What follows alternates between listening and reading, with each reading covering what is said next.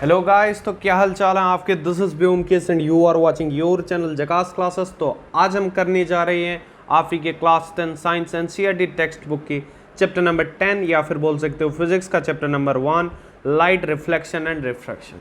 तो इसको हम दो पार्ट में करने वाले हैं, इसका एमसीक्यू करने वाले हैं हम आज।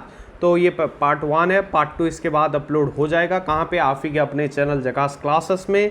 तो वो भी आप देख सकेंगे जब अपलोड हो जाएगा। उसका लिंक भी मैं डिस्क्रिप्शन बॉक्स में दे दूंगा या फिर प्लेलिस्ट का लिंक ऑलरेडी दिया होगा।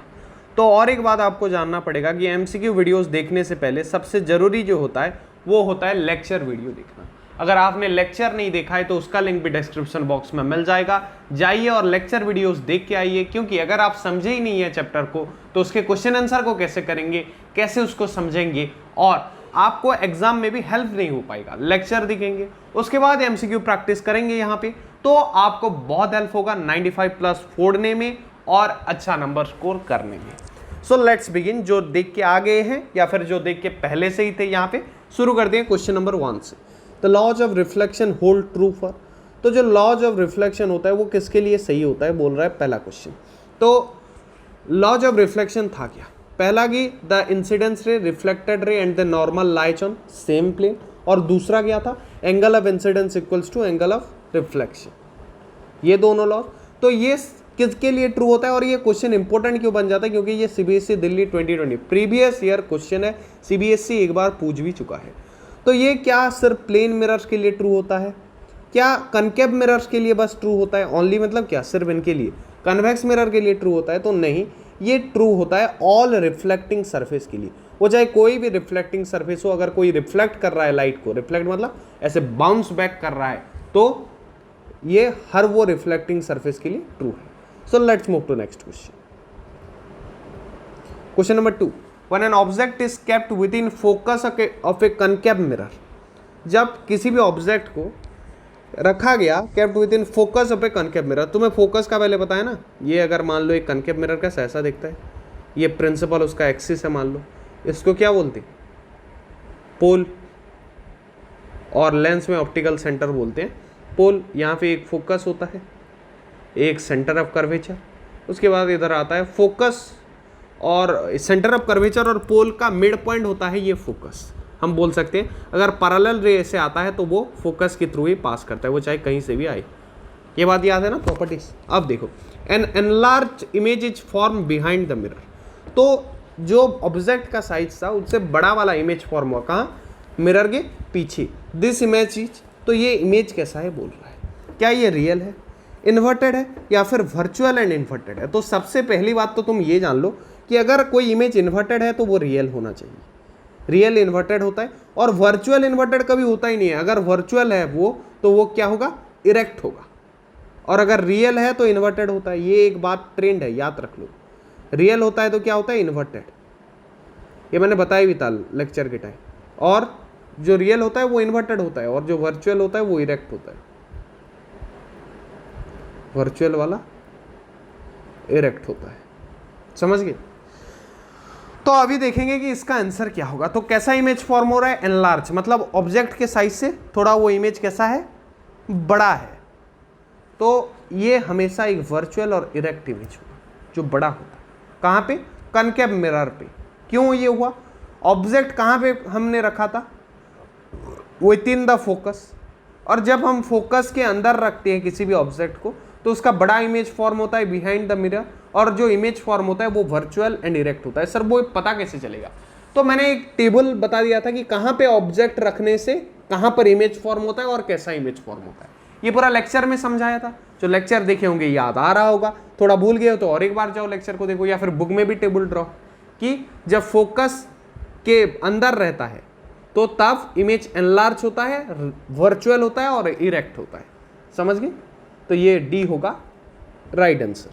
Let's move to next question. Consider the following properties of virtual images. तो कौन सा प्रॉपर्टीज करेक्ट है एक वर्चुअल इमेज के लिए? Can not be projected on screen. तो सबसे पहली बात, एक इमेज वर्चुअल कब कहलाता है? तो इसका आंसर अगर बोलूं तो जब उसको हम स्क्रीन पे प्रोजेक्ट नहीं कर सकते। तो ये ऑप्शन बिल्कुल सही है, ये प्रॉपर्टी है वर्चुअल इमेज का। अब नेक्स्ट कौन सा है?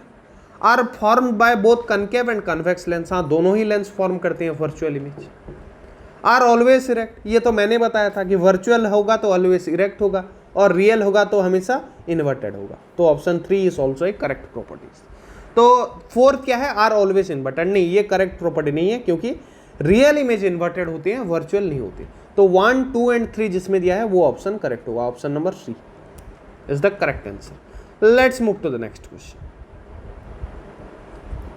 Question number 4, a real image is formed by light rays after reflection और रिफ्रैक्शन। तो एक रियल इमेज फॉर्म होता है किसके द्वारा, लाइट रेस के द्वारा, रिफ्लेक्शन और रिफ्रैक्शन के बाद। व्हेन दे, तो कब, जब वो एक्चुअली मीट और इंटरसेक्ट विद ईच अदर। तो दो रे अगर हैं तो अगर वो मीट नहीं कर रहे ना, मान लो ऐसे ये लेंस है, लेंस की बात कोई रिफ्रैक्शन का लेते हैं, लेंस है, तो ये मान लो ये रे गया यहाँ मिला, ये गया यहाँ मिला, तो ये अगर इंटरसेक्ट नहीं करते हैं तो इमेज फॉर्म नहीं होता है। कैसा image, real image. Virtual form होता है। मान लो अगर कोई लेंस में ऐसे, ये कौन सा लिया हमने, कन्वेक्स लिया, कनकेव लेंस लेते हैं, मान लो ये कनकेव लेंस। कनकेव लेंस में तुम्हें पता है कैसा होता है, डाइवर्जिंग होता है, और ये ऐसे सीधा गया। तो इसमें क्या करते हैं, एक वर्चुअली पीछे पीछे ऐसे मूव करते हैं और जहाँ पे मीट कर रहा है वहाँ पे इमेज बनेगा बोलते हैं। तो वो कैसा इमेज बनता है, वर्चुअल इमेज। या फिर मिरर का एग्जांपल दूंगा तो और अच्छा रहेगा। ये देखो ऐसे रे आया और ये चला गया, तो हम फोकस पे कैसे इंटरसेक्ट करते हैं, ये एक वर्चुअल लाइन ड्रॉ करके यहाँ पे मीट कर रहा है बोलते हैं। तो ये कैसा इमेज बनता है, वर्चुअल। पर रियल इमेज में उसको एक्चुअली मीट करना पड़ता है, actually converge at a point, हाँ बिल्कुल कन्वर्ज होना पड़ता है, क्योंकि डाइवर्जिंग में वर्चुअल इमेज बनता है, कन्वर्जिंग में रियल इमेज बनता है। ये याद करो, डाइवर्ज हुआ तो वर्चुअल, कन्वर्ज हुआ तो real. Appear to meet when they are produced in backward direction, मैंने क्या बोला, ये जो एपियर टू मीट होता है, वर्चुअल लाइन ड्रॉ करते हैं, इसमें कौन सा इमेज फॉर्म होता है, वर्चुअल। तो क्या ये ऑप्शन होगा रियल इमेज के लिए सही, नहीं होगा। Option 4, appear to diverge from a point, मैंने क्या बोला, real image converge, virtual image diverge, तो 4 भी नहीं होगा। So the correct answer will be 1 and 2, that will be option number C. तो ये भी बहुत इंपॉर्टेंट था क्योंकि सीबीएसई दिल्ली 2020 में पूछा गया था। Let's move to next question. Question number 5, the correct sequencing of angle of incidence. तो एंगल ऑफ इंसिडेंस जो है उसका करेक्ट सीक्वेंस बताओ बोला है। एंगल ऑफ इंसिडेंस ही नहीं, बहुत सारे, angle of incidence, angle of emergence, angle of refraction, angle of lateral displacement. तो अगर मैं इसको और एक बार ड्रॉ कर दूं अच्छे से तो देखो, ये कुछ ऐसा हो, एक ग्लास स्लाब, इधर एक रे आया है, ये कौन सा रे होता है जो पहले आता है, इंसिडेंस रे। ये एक नॉर्मल है, इसको डट डट कर देते हैं, हाँ तो ये हो गया डट डट डट डट। अब चलो देखो, तो ये फिर क्या हुआ, रिफ्रैक्ट हुआ ऐसे, फिर ऐसे, तो यहाँ पे फिर से एक नॉर्मल, तो ये रहा, हो गया। अब देखो कुछ ऐसा डायग्राम दिख रहा है, अगर छोटा किसी को नहीं दिख रहा होगा तो इसलिए मैंने बना दिया अपने आप से ही। तो ये कुछ ऐसा डायरेक्शन है इनका। तो ये एंगल को नाम दिया गया है, इसको क्या बोले हैं, 2। क्या नाम दिए हैं, 2। ये नाम दिए हैं 4, और क्या दिए हैं, 1 इधर दिए हैं, देखो ये वाला 1 है, और 3 कौन सा है, ये वाला। अगर ये ऐसे रिफ्रैक्ट नहीं होके अगर सीधा बढ़ता तो जो एंगल बनाता उसको दिया है 3। तो इसमें से एंगल को सबको पहचानो बोला गया है। तो अगर मुझे पूछेंगे तो मैं ये बोल सकता हूँ कि एंगल ऑफ इंसिडेंस कौन सा होता है, the angle between the incidence line and the normal. तो जो इंसिडेंस लाइन कौन सा है, ये वाला, और ये नॉर्मल जो है ये, इसके साथ कौन सा एंगल बना रहा है, एंगल 2। तो एंगल 2 क्या है, एंगल ऑफ इंसिडेंस। अब देखो एंगल ऑफ इमर्जेंस बोला है, तो जब ये रिफ्रैक्टेड रे निकल रहा है ग्लास स्लैब से, मतलब ये यहाँ पे देखो निकल रहा है, तो ये नॉर्मल के साथ जो एंगल बनाएगा, एमर्ज कर रहा है, वो एंगल होता है angle of emergence, that is angle 1। ये देखो इधर वाला, ये वाला एंगल 1 दिया है ना, तो that is angle 1, angle of emergence हो गया। एंगल ऑफ रिफ्रैक्शन, जब ग्लास स्लैब में ये स्ट्राइक किया, ये जो स्ट्राइक किया इंसिडेंस रे, तो ये उसके बाद क्या, थोड़ा बेंट हो गया। तो बेंट होने के बाद इसने नॉर्मल के साथ कौन सा एंगल बनाया, angle 4, so that is the angle of refraction 214 मिल गया। अब लेटरल डिस्प्लेसमेंट, तो अगर ये ग्लास स्लैब के थ्रू ये रे क्या हुआ, बेंट हुआ, अगर बेंट ना होके ये अगर सीधा चला जाता तो ये पाथ होता उसका, पर ये बेंट हुआ, तो ये बेंट होना और सीधे होने के बाद बीच में जो डिफरेंस है ये वाला, इसको क्या नाम दिया गया है 3, so 3 will be the lateral displacement. तो सीक्वेंस क्या होगा 2 1 4 3, that is option B, that will be the correct answer. Let's move to next question. अब ये देखो, ये थोड़ा स्टूडेंट थोड़ा कट गया है। Student obtained A sharp image of a candle flame, तो एक स्टूडेंट क्या करता है, शार्प इमेज ऑब्टेन्ड करता है एक कैंडल फ्लेम का, placed at distance end of laboratory table. तो लेबोरेटरी में जो टेबल होता है, तुम लैब में गए होगे तो देखे होगे, थोड़ा बड़ा बड़ा टेबल होता है, तो उसमें पूरा कोने में अगर रखा जाए एक कैंडल को, तो उसका इमेज ऑब्टेन कर रहा है कहाँ पर, स्क्रीन पर, यूजिंग ए कनकेव मिरर। तो कनकेव मिरर कैसा होता है पहले बताओ मुझे, ऐसा होता है, और ये कौन सा साइड है, ये रिफ्लेक्टिंग सरफेस, ये अंदर वाला जो है ये रिफ्लेक्टिंग सरफेस है, बाहर वाला क्या है, हार्ड सरफेस है बोल सकते। तो अब देखते हैं, चलो, to determine its focal length, ये कनकेव मिरर का फोकल लेंथ हम डिटरमाइन करेंगे। The teacher suggested him to focus a distant building about 1 kilometre far from the laboratory. तो उस कनकेव मिरर का पहले फोकल लेंथ जानने के लिए टीचर ने क्या बोला, 1 किलोमीटर दूर के एक बिल्डिंग को फोकस करने के लिए बोला जाता है। हाँ, हम भी जब रफ फोकल लेंथ निकालते थे, हम लेंस का कर रहे थे अपने 12th क्लास के में, ये 10th में तो हमने नहीं किया था, 12th में किया था, अब लेंस का भी कर रहे थे, जो रे ऑप्टिक्स है, चैप्टर 1 12th क्लास में पढ़ोगे। तो उसमें भी हम एक पहाड़ को फोकस कर रहे थे, दूर के पहाड़ को अपने स्कूल से। तो ये 1 किलोमीटर फार बिल्डिंग क्यों, क्योंकि इसमें हमें कोई भी ऐसी ऑब्जेक्ट लेना होता है जो बहुत दूर है। मतलब लेंस का साइज कितना है, एक छोटा होगा, तुम्हारे मोबाइल से के साइज से तो बहुत छोटा होगा, उसमें फिर या फिर मिरर भी लिए तो उतना बड़ा मिरर नहीं लेते, उसी वो मोबाइल के साइज का या फिर उससे थोड़ा बहुत ऊपर नीचे हो सकता है, उतना बड़ा मिरर देंगे। और बिल्डिंग 1 किलोमीटर दूर, मतलब मिरर के लिए वो इन्फिनिटी डिस्टेंस है। तो इन्फिनाइट डिस्टेंस से जब किसी भी इमेज को फोकस करते हैं तो हमें उसका फोकल लेंथ मिलता है। तो फोकल लेंथ निकालने के लिए बोला, in order to focus the distant building on same screen the student should slightly move the, तो उसने कैंडल को क्या किया था, फोकस किया था। अब ये पूछा जा रहा है, अब हमें ये पूछा जा रहा है कि जब हमने कैंडल को फोकस किया तो वो इमेज जितने भी दूर में था, जब हमने कैंडल को फोकस किया, ये मान लो यहाँ पे मिरर था, यहाँ पे स्क्रीन था, ये स्क्रीन, और ये मान लो कैंडल है, ये कैंडल है मान लो, ये स्क्रीन, ये मिरर। तो ये जितना भी दूर था, इनके बीच में दूरी जितना भी था, अब बोला बिल्डिंग थोड़ा दूर है कैंडल से, मान लो ये बिल्डिंग है, अब स्क्रीन यहां पर है, मिरर भी यहां पर है, तो अब बोल रहा है कि स्क्रीन और मिरर पास आएंगे या फिर दूर जाएंगे, बोल रहा है। ऑप्शन में दिया है mirror away from the screen, कि मिरर को स्क्रीन से दूर ले जाएं, स्क्रीन को मिरर से दूर ले जाएं, स्क्रीन को मिरर के पास ले आएं, या फिर स्क्रीन को बिल्डिंग के पास ले जाएं, मतलब स्क्रीन को दूर ले जाएं ही होगा। तो अभी देखो कि तुम्हें क्या पता है, एक कनकेव मिरर में ऑब्जेक्ट जितना पास रहता है इमेज उतना दूर बनता है, और ऑब्जेक्ट जितना दूर रहेगा इमेज उतना पास रहेगा। तो कैंडल पास था कि दूर था, पास था बोल सकते हैं एज कंपेयर टू बिल्डिंग, तो इमेज क्या बनेगा, दूर बनेगा। अब बिल्डिंग दूर है तो इमेज क्या बनेगा, पास बनेगा। तो स्क्रीन पास आएगा कि दूर जाएगा, पास आएगा। तो screen towards the mirror will be the correct option, क्योंकि ऑलरेडी ऑब्जेक्ट दूर है तो इमेज पास बनेगा, और अगर ऑब्जेक्ट पास है तो इमेज दूर बनेगा। ये कनकेव मिरर का फंडा तुम याद कर सकते हो, ट्रिक है ये। या फिर यहां पे और एक ट्रिक लगा सकते हो कि ए बी डी तीनों ऑप्शन के मुताबिक हमें इनको दूर ही ले जाना है, सेम ही मीनिंग दिख रहा है, बस ऑप्शन सी ही थोड़ा अलग बोल रहा है। अगर यहाँ पे sir mirror towards the screen दिया होता तो हाँ वो भी करेक्ट आंसर होता, बस हमें ये पता करना है कि मिरर और स्क्रीन को पास लेना है। तुम स्क्रीन को पास लाओ भी तो पास आएंगे, मिरर को पास लाओगे तो भी पास आएंगे। समझ गए? Let's move to next question. Question number 7, ये भी प्रीवियस ईयर क्वेश्चन है, CBSE Delhi 2016। Select from the following the best experimental setup for tracing the path of ray of light passing through a rectangular glass. तो ये setup है, 4 setup दिया गया, कौन सा बिल्कुल सही होगा एक लाइट को ट्रैक करने के लिए अच्छे से बोल रहा है।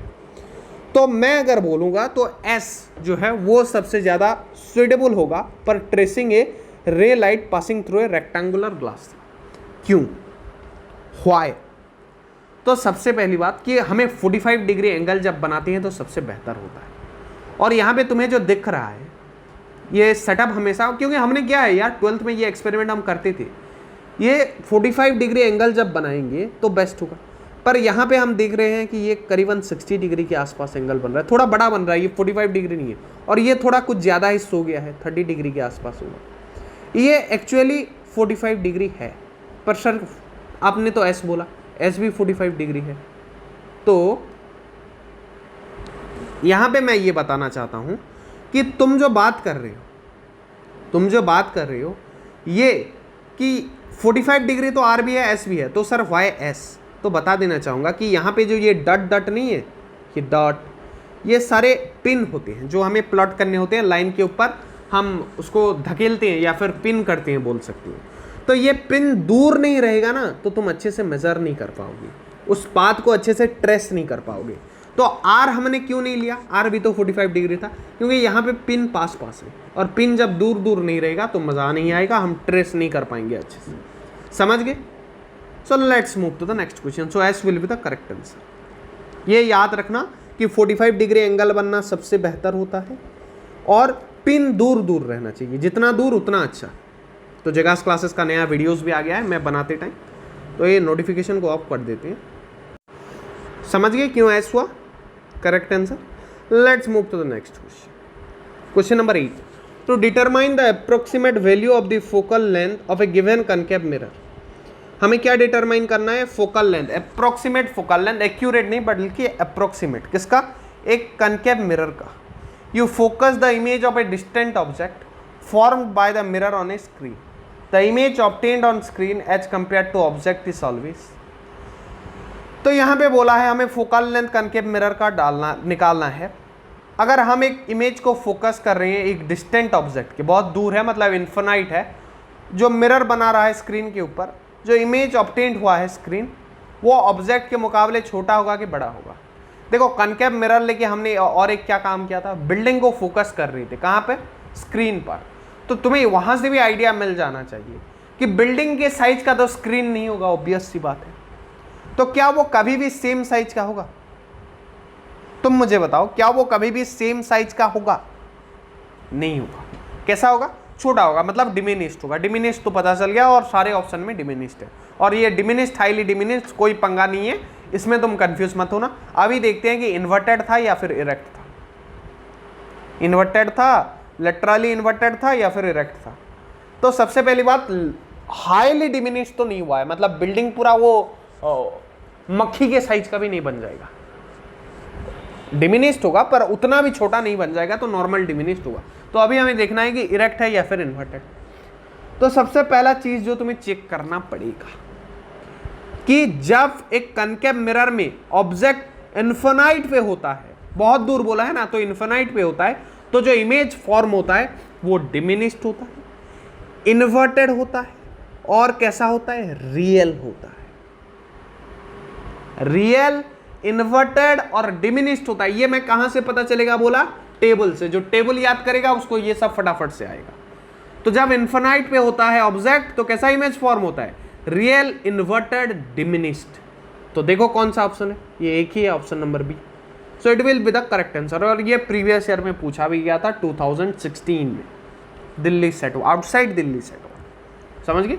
Let's move to question number 9। तो ऑल इंडिया का जो वो आउटसाइड दिल्ली लिखते हैं या फिर ऑल इंडिया लिखते हैं, और दिल्ली का पेपर अलग होता है और पूरे इंडिया का पेपर अलग होता है, और फॉरेन वालों का भी थोड़ा अलग होता है।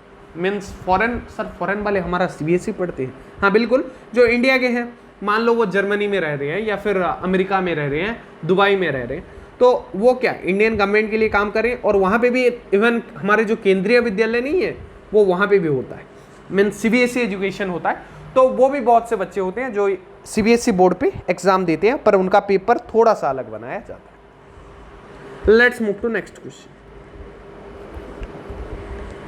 In your laboratory, you trace the path of light rays through a glass slab for different values of angle of incidence, and in each case measure the values of the corresponding angle of refraction and angle of emergence.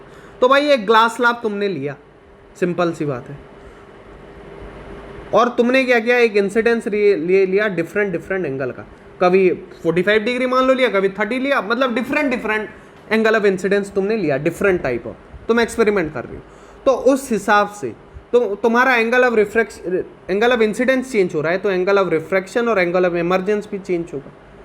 तो तुम्हें क्या देखने के लिए मिला, तो सुनो, ये तुम कर तो नहीं सकते, लैब खुला होता तो करते भी, अगर कर सकते हो तो ट्राई कर सकते हो अपने स्कूल के लैब में, कराए नहीं थे हमारे टाइम में, मैं बता दे रहा हूँ।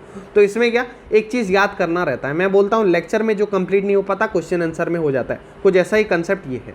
तो हमेशा याद रखना कि जो एंगल ऑफ इंसिडेंस होता है, वो हमेशा एंगल ऑफ रिफ्रैक्शन से ना बड़ा होता है। ये मैंने ग्रेटर देन सिंबल दिया, it is always greater than the angle of refraction. और जो एंगल ऑफ इंसिडेंस होता है वो लगभग एंगल ऑफ इमर्जेंस के साथ सेम होता है, पास आस, मतलब एक्यूरेट पूरा सेम नहीं होता, पर अप्रोक्सीमेटली या फिर नियरली इक्वल होता है, समझ सकते हो, आसपास का सेम हो। जैसे मान लो 5 किलो और 4 किलो 800 ग्राम आसपास के सेम ही है, अगर राउंड फिगर करते हैं तो 5 किलो ही मानेंगे, तो वैसा सेम होता है, समझ गए। तो यहाँ पे कौन सा ऑप्शन ऐसा कह रहा है, तो शायद ऑप्शन ए ऐसा कह रहा है, राइट, एम आई राइट, हाँ बिल्कुल। और ये भी आउटसाइड दिल्ली सेट 1 2016 का क्वेश्चन, तो इसको याद कर सकते हो। मैं बोलता हूँ एमसीक्यू में ये नोट करने वाली पॉइंट है, क्योंकि ये एक्सक्लूसिव कंटेंट है, सब नहीं बता पाते, ना ही सब कराते हैं, तो ये सब चीज़ों की याद करके जाओगे, बहुत अच्छे नंबर्स आते हैं। ऐसा अगर कुछ क्वेश्चन आ गया तो तुम कर सकोगे, क्योंकि मुझे पता है इंडिया में ज़्यादातर स्कूलों में, आपके स्कूल में बताना यार सारे क्या प्रैक्टिकल तुम्हें कराते हैं, क्लास 10th में, 11 12 तो कराना पड़ता है, एग्जाम होता है। मुझे जितना पता है अपरेटस होते हुए भी खुद करके दिखा देते हैं, या कराते तो नहीं है बच्चे से ज़्यादातर। आपके स्कूल में कराते हैं कि नहीं, आप कमेंट करके ज़रूर बताएं। So let's move to next question. तो ये पॉइंट को याद करें, क्योंकि एग्जाम के टाइम ये रिवाइज नहीं करके जाओगे और ये क्वेश्चन आएगा तो बड़ा पछतावा होगा, सर ने बोला था मैंने नोट नहीं किया था। Question number 10, which of the following can make a parallel beam of light when light from a point source is incident on it? तो ऐसा कौन सा चीज होगा, कौन सा लेंस या फिर मिरर होगा, जब हम उसके फोकस में light from a point source is incident on it, तो उसके एक पॉइंट सोर्स, ये फोकस में ही रखने से होगा, तो पॉइंट सोर्स से लाइट जाएगा, पर जो रिटर्न करेगा, जो रिफ्लेक्ट करेगा या फिर रिफ्लेक्ट करे या फिर रिफ्रैक्ट करे, तो वो पैरेलल होगा। तो देखो ये तो एक होगा कनकेव मिरर में, कैसे दिखा देता हूं। कनकेव मिरर ये हो गया। अब मान लो यहाँ पे ये इसका फोकस है, यहाँ पे वो पॉइंट सोर्स है, ऐसे गया, तो फोकस से कोई भी लाइन जब पास करता है कैसा जाता है, पैरेलल। ये मान लो ऐसे गया, तो खिंचा, समझ पा रहे हो, ये इधर आया खिंचा, तो कैसा आया, पैरेलल। ये इधर भी आया खिंचा, पैरेलल। तो पॉइंट सोर्स से सारे लाइट गए एक ही जगह से, पर आए कैसे, पैरेलल। वही मैं समझाना चाह रहा था। ये हुआ पॉइंट सोर्स से गया पैरेलल लौटा, फिर से गया पैरेलल लौटा, फिर से गया पैरेलल लौटा। किसमें, ये कौन सा मिरर है, कनकेव। और दूसरा लेंस किसमें होता है, कनकेव लेंस या फिर कन्वेक्स लेंस, याद करो किस लेंस में होता है, ये होता है कनकेव मिरर और कन्वेक्स लेंस में। कन्वेक्स लेंस कौन सा होता है, याद है ना, इसमें बहुत बच्चे कंफ्यूज होते हैं, ये वाला वही यार, कन्वेक्स मिरर, इसको डबल बना दिए कन्वेक्स लेंस, और कनकेव मिरर ये, और ये लेंस भी उसका वैसा कनकेव लेंस, इसी से याद करना, मिरर के जैसे। तो इसमें भी देखो पॉइंट सोर्स से अगर कुछ जाएगा, ये मान लो इसका फोकस इधर से ऐसा गया, तो ये ऐसा जाएगा, ये ऐसा जाएगा, ऐसा, फिर ऐसा, तो ये कैसे हैं, पैरेलल हैं। कैसे हैं, पैरेलल हैं। तो किस केस में होगा, concave mirror as well as convex lens. So option A will again the correct answer, tick लगा लो। Let's move to next question. Question number 12, rays from sun converge at a point 15 cm। तो सन से raise आ रही हैं, वो converge हो रही है। पहले तो मुझे बताओ कन्वर्ज कौन सा लेंस करता है, कन्वेक्स या कनकेव? कन्वेक्स, ये वाला लेंस करता है कन्वर्ज, कन्वेक्स। तो ये हो गया एट ए पॉइंट 15 cm। और कन्वर्ज कहां पे करता है convex lens?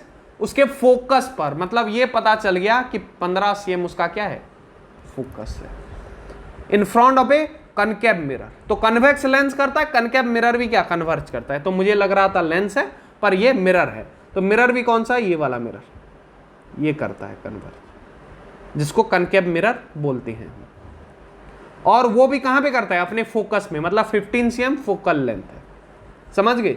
Where should an object be placed so that size of its image is equal to size of the object. तो सबसे पहली बात, तुम्हें फोकस पता चल गया। मिरर कौन सा है, कनकेव मिरर, ये वाला मिरर। अब मुझे यह बताओ कि वो टेबल जो मैंने बोला था ना, कहां पे इमेज रखने से कैसा और कहां पे इमेज फॉर्म, कहां पे ऑब्जेक्ट रखने से कैसा और कहां पे इमेज फॉर्म होता है, वो वाला टेबल याद किए होगे। तो उनको पता होगा, मुझे तो याद है वो मुंह जुबानी। तो जब हम ऑब्जेक्ट को सेंटर ऑफ कर्वेचर में रखते हैं, सेंटर ऑफ कर्वेचर याद आ रहा है, सेंटर ऑफ कर्वेचर। चलो इसको सबको डिलीट करके मैं फिर से ड्रॉ कर रहा हूं। ये होता है सेंटर ऑफ कर्वेचर। अरे ये कैसे पतला हो गया, अरे मोटा हो जा, रुको, हाँ हो गया। तो ये हुआ सेंटर ऑफ, ये हो गया कनकेव मिरर, और ये हो गया इसका प्रिंसिपल एक्सिस। यहाँ पे अगर फोकस है, ये होगा सेंटर ऑफ कर्वेचर, बताया था ना centre of curvature.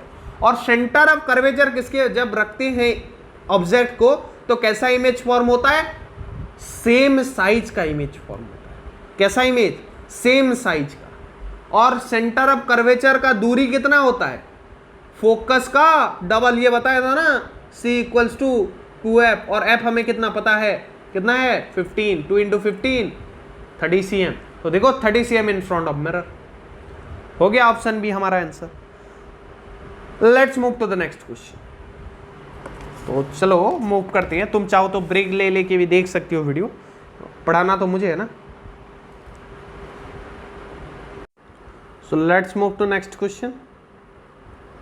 Question number 13। ये सब फोटो कर दिया जो स्कैन नहीं हो पाए। In torches, search light and headlights of vehicle. जो टॉर्च होता है, सर्च लाइट मतलब पुलिस वाले जो यूज करते हैं यार, लाइट टॉर्च टाइप का ही होता है वो भी। एंड हेडलाइट्स ऑफ व्हीकल्स, जो गाड़ी होता है उसका हेडलाइट, कार का ले सकते हो, ट्रक का ले सकते हो। तो वहाँ पे देखना एक रिफ्लेक्टर बोला जाता है और एक बल्ब होता है। एक मिरर टाइप का दिखता है ना, वो मान लो कार का हेडलाइट है, ये थोड़ा अजीब सा हो गया, ये कुछ ऐसा होता है। और यहाँ पे कुछ थोड़ी डिस्टेंस पर ये एक हेड बल्ब होता है, ऐसा मैंने कुछ ज़्यादा ही निकाल दिया। और ये ऐसे ग्लास होता है सामने। तो यहाँ पे पूछा है कि ये बल्ब कहाँ पे प्लेस होता है, between the pole and focus of reflector, very near to focus of reflector. तो इसका आंसर है very near to focus of reflector. तो फोकस के बहुत पास होता है, क्योंकि ये जो मिरर है ये कैसा है, कनकेव है। और फोकस के पास रहेगा तो ऐसे लाइट जाएगा तो कैसा जाएगा, पैरेलल। और उसी के वजह से कहाँ होता है, फोकस के पास होता है, कौन, बल्ब। समझ गए। Let's move to next question. अरे ये सिंपल फंडा है, फोकस में रहेगा तभी तो पैरेलल बीम आएंगे और लाइट ज्यादा आएगा। A student determines the focal length of a device X, कोई डिवाइस है, लेंस होगा या फिर मिरर ही होगा, by focusing image of a distance object on a screen placed 20 cm from the device on the same side as object the device axis. तो सुनो, ये कोई ऐसा एक डिवाइस है, लेंस या फिर मिरर है, तो जिसको इन्फिनाइट से क्या आ रहा है, इन्फिनाइट ऑब्जेक्ट है। दूर का मतलब क्या, इन्फिनाइट का ऑब्जेक्ट है, मतलब कैसा आएगा, रे पैरेलल आएगा। तो कहां पे फोकस होगा, कहां पे फोकस होगा, फोकस पे, जो उसका फोकल लेंथ होगा। मतलब 20 cm क्या है उसका, फोकल लेंथ। अब देखना है कि उसका कैटेगरी कैसा है। कैसे पता चलेगा कि जिस तरफ ऑब्जेक्ट है उसी तरफ इमेज बन रहा है। और ये किस केस में होगा, याद करो, सिंपल सा फंडा है। ये किस केस में होगा, कनकेव मिरर के केस में। कनकेव मिरर में जिस तरफ ऑब्जेक्ट होता है, मान लो ऐसे पैरेलल आया, ये इमेज इस तरफ ही फॉर्म होता है। ऑब्जेक्ट जिस तरफ से आया उसी तरफ, ये मान लो इधर ऑब्जेक्ट है ना, ये इससे रे आया है, तो इमेज भी किस तरफ बन रहा है, उसी तरफ बन रहा है।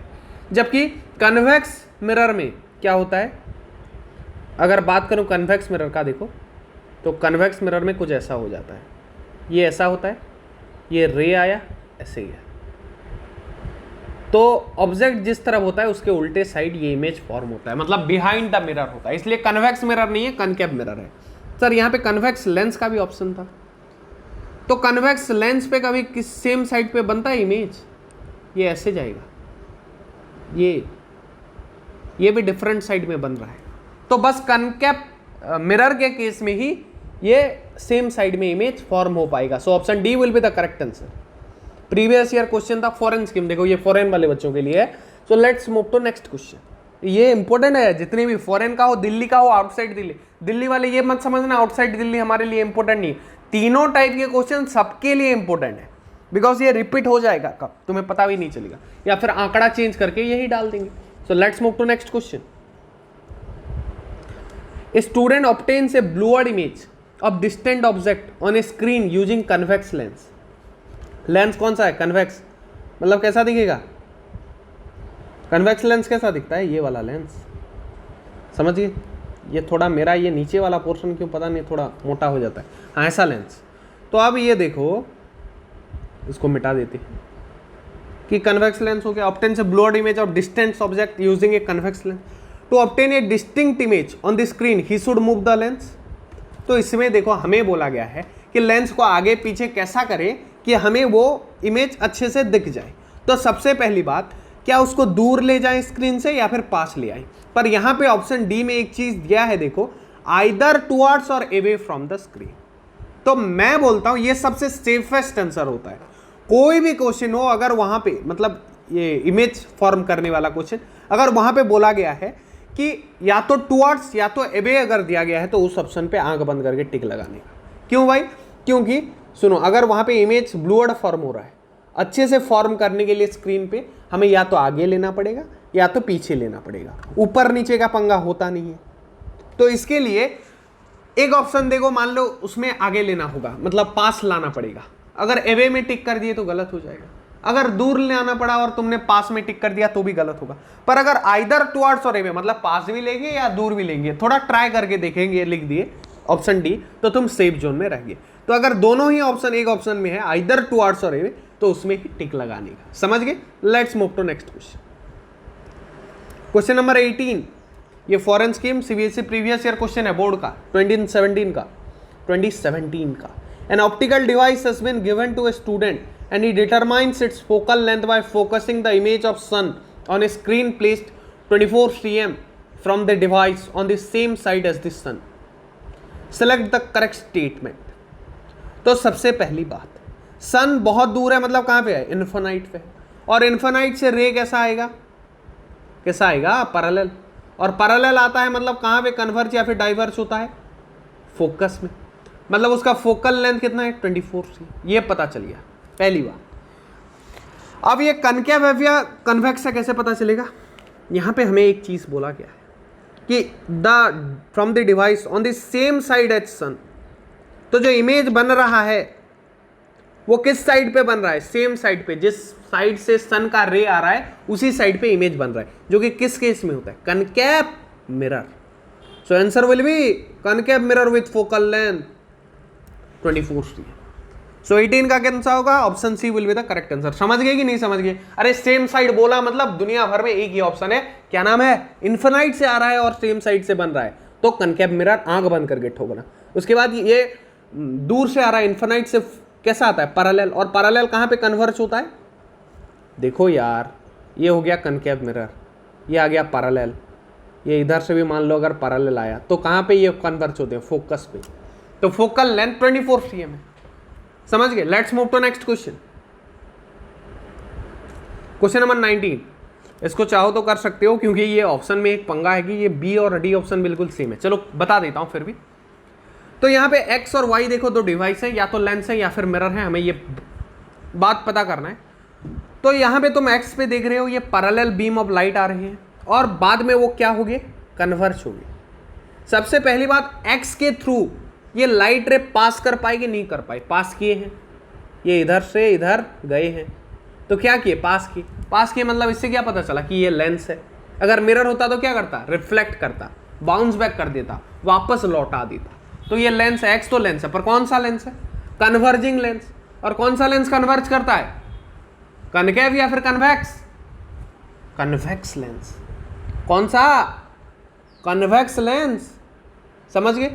तो देखो यहां पे और एक देखते हैं, पहला एक्स तो क्या है, कन्वेक्स लेंस है।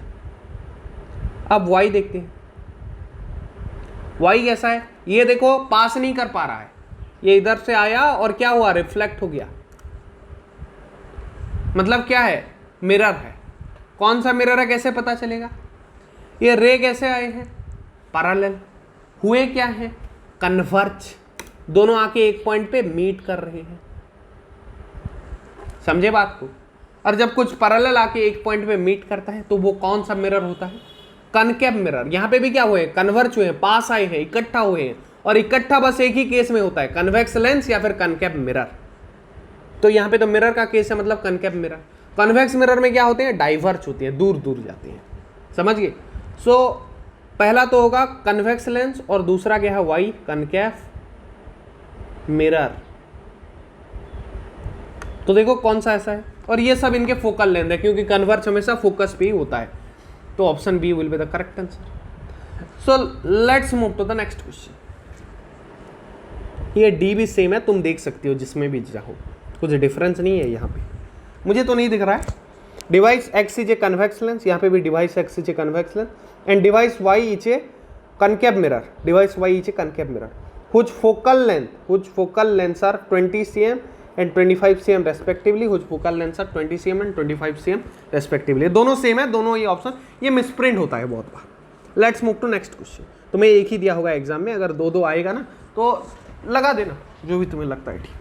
ए student obtains a blurred image of a distant object on a screen using convex lens. तो एक स्टूडेंट है जिसने ऑब्टेन्स किया एक ब्लूअर्ड इमेज एक डिस्टेंट ऑब्जेक्ट का एक स्क्रीन पर, क्या यूज करके, यूजिंग ए कन्वेक्स लेंस। कौन सा लेंस, कन्वेक्स लेंस। कैसा होता है, कन्वर्जिंग होता है कि डाइवर्जिंग होता है, कन्वर्जिंग होता है। On screen he should move the lens, वो दूर लाए या, यहाँ पे सेफ आंसर क्या होता है मुझे बताओ। ये out of India, out of Delhi है, outside Delhi, set one important question है। तो यहाँ पे अगर आइदर टुवर्ड्स और एवे दिया है तो ये सबसे सेफ आंसर होता है, तो तुम्हें सेफ खेलना है और कोई मगजमारी करनी ही नहीं है। आइदर एवे और टुवर्ड्स या फिर आइदर टुवर्ड्स और एवे, ऐसा क्वेश्चन आ गया कि पास करें या फिर दूर करें depending upon the position of object, ऐसा आ गया तो आंख बंद करके उसी पे ठोकना, जैसे मैंने बताया 16 नंबर question. Let's move to next question.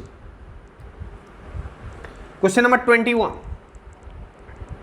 A teacher sets up the stand carrying a convex lens of focal length 15 cm at 42.7 cm. Mark on optical bench. ये ask for student A B and C, छोड़ो वो जिसको भी ask करे। हमें यहाँ पे अगर मोटा मोटा मैं क्वेश्चन को ट्रांसलेट कर दूँ तुम्हारे लिए, तो एक ट्री है बहुत ही दूर, मतलब क्या है, इन्फिनाइट में। वहाँ से क्या आएगा, रे आएगा। लेंस कैसा है, कन्वेक्स, मतलब ये लेंस है, ये मान लो उसका पोल है, ये फोकस है, मान लो इधर एक फोकस, दो फोकस होता है ना लेंस का, और यहाँ से पैरेलल आता है तो ये लेंस में क्या होता है, फोकस के थ्रू पास करता है। और दूर का चीज है, मतलब ऑब्वियसली कहाँ पे आएगा, पैरेलल आएगा। तो कहाँ पे पास करेंगे, फोकस पे। और फोकल लेंथ कितना है, 15 cm।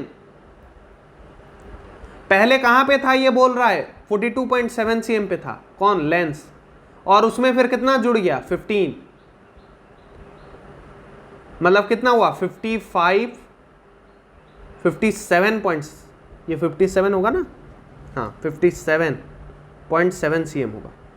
पहले 42.7 था, उसके बाद फोकल लेंथ फिर 15 जुड़ गया। क्यों भाई, लेंस के बाद फोकस है जहाँ पे ये पास कर रही है, ये पैरेलल आए और किसके थ्रू पास की, फोकस के थ्रू।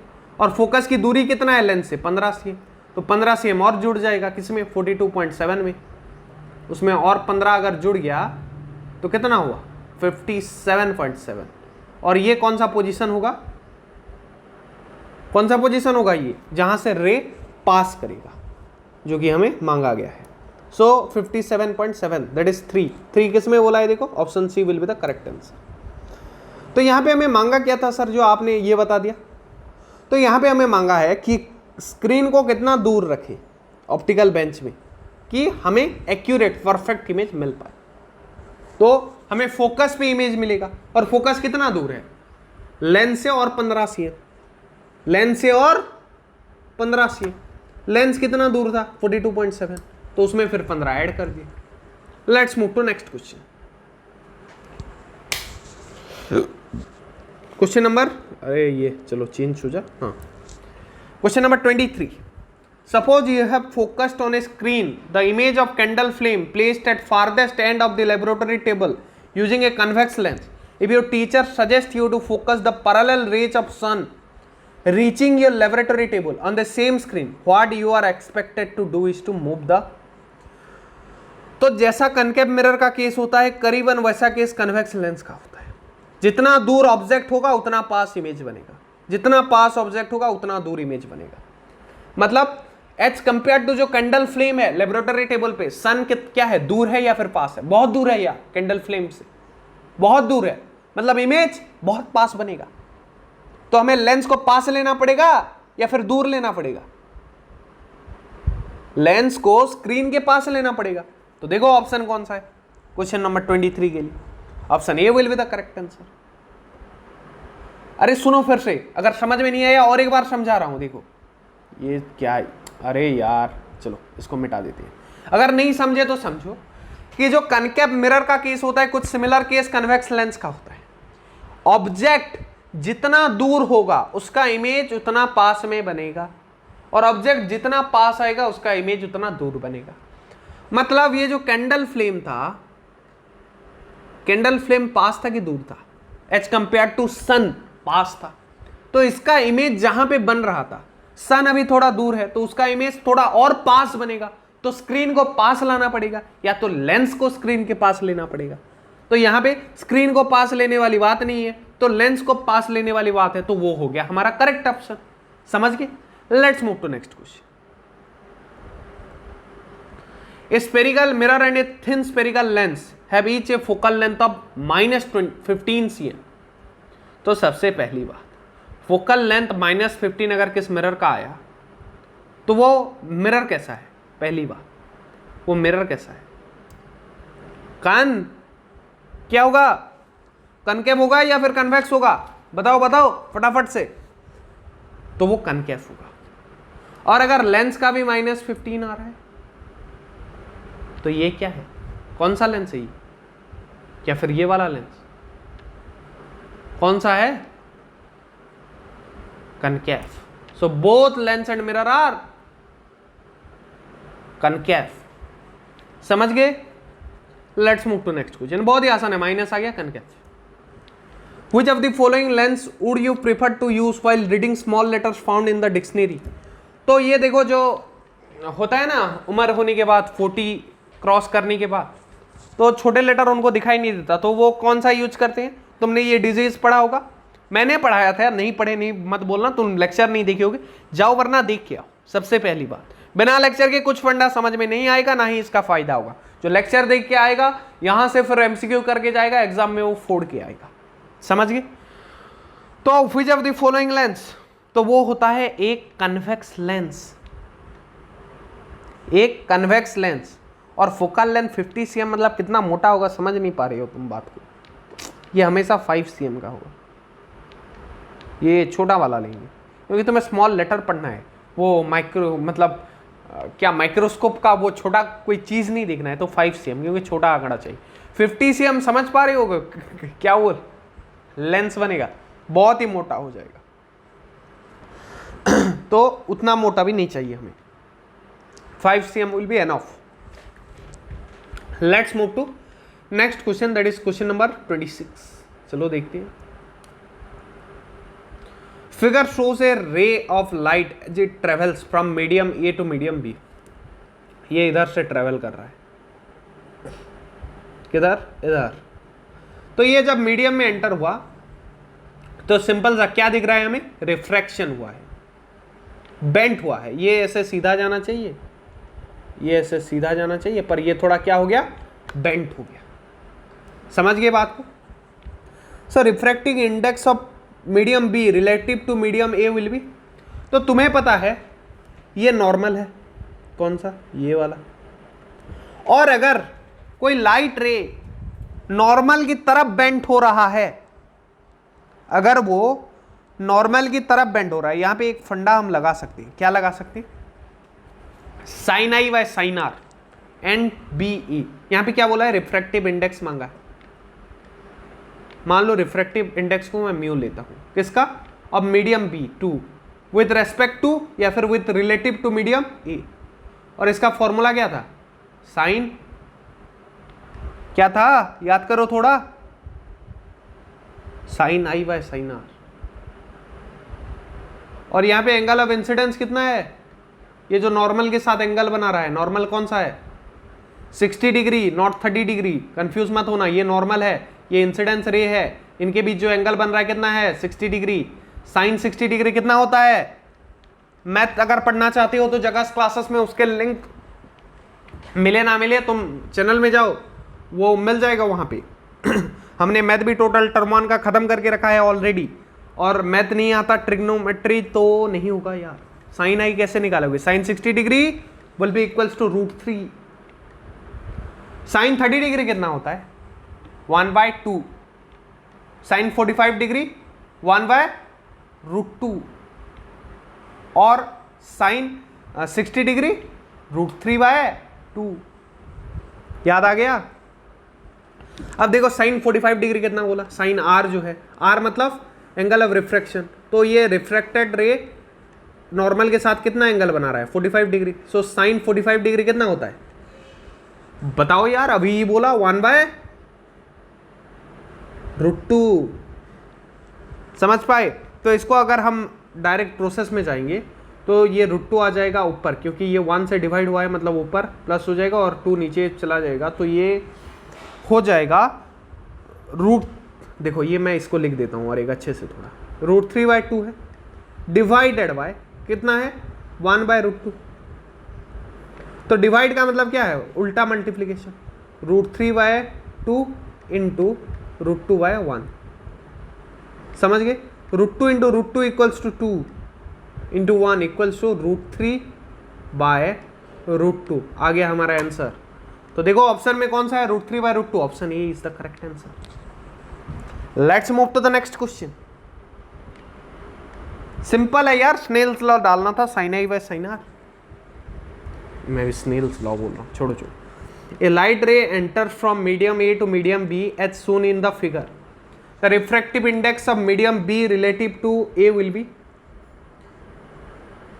तो यहां पे बोला है कि किसका रिफ्रैक्टिव इंडेक्स ज्यादा है, अगर सिंपल भाषा में बोलो।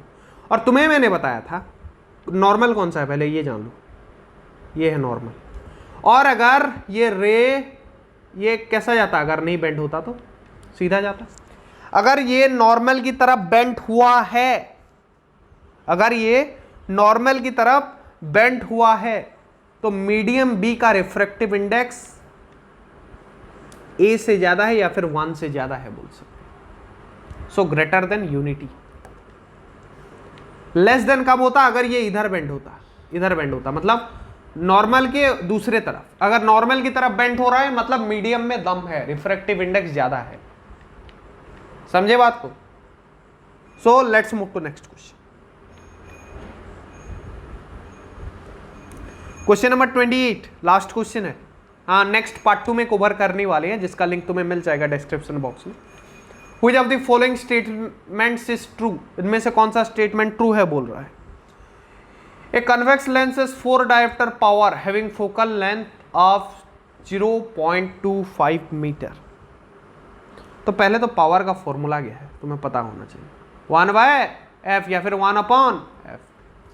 डाल दो 1/f, so that will be 1/0.25 equals to 0.25 को कैसे रिप्रेजेंट कर सकते हैं, 25/100।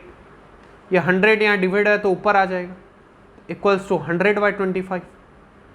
25 4 जाइए, नॉर्मल इंटू मल्टीप्लीकेशन आना चाहिए, या मतलब 4 यूनिट क्या होता है, डायोप्टर। तो ये बिल्कुल सही है स्टेटमेंट। तो ऑप्शन ए तो सही है, और क्या क्या सही है देखते हैं चलो। Convex lens has -4 dioptre. तो सबसे पहली बात, इसका पावर प्लस होता है, किसका, कन्वेक्स का।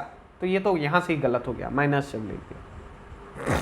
कनकेव का पावर माइनस होता है। एक concave lens has 4 dioptre power, तो ये यहां से गलत हो गया क्योंकि कनकेव का पावर माइनस होना चाहिए। अब देखो last, a concave lens has -4 dioptre power having focal length 0.25 metre.